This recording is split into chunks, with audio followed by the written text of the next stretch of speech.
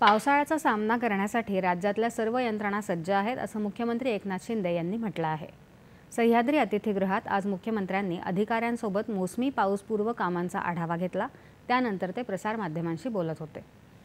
यंदा मोठ्या प्रमाणात पाऊस पडण्याचा अंदाज व्यक्त करण्यात आला आहे, त्यामुळे सर्व यंत्रणा दक्ष आहेत।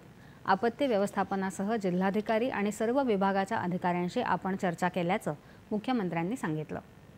रस्ते डागडुजी आणि नालेसफाईची कामं वेळेत पूर्ण करण्याच्या सूचना दिल्या आहेत असंही ते म्हणाले।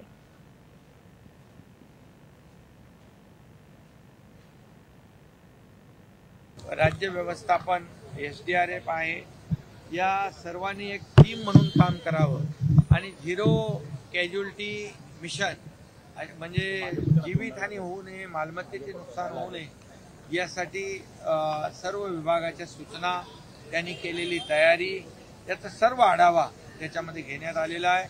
जे पावसाळ्यामध्ये ज्या गावांचा संपर्क तुटतो त्या गावामध्ये औषध, त्याच्यामध्ये त्यांना जो काही पुरेसा अन्नधान्याचा साठा, या सगळ्यावर चर्चा झाली।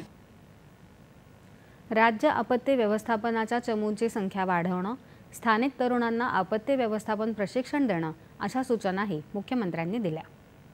कोस्टल रोडच्या गळतीच्या वृत्ताबाबत प्रश्न विचारला असता या घटनेची माहिती घेतली आहे असं मुख्यमंत्री म्हणाले।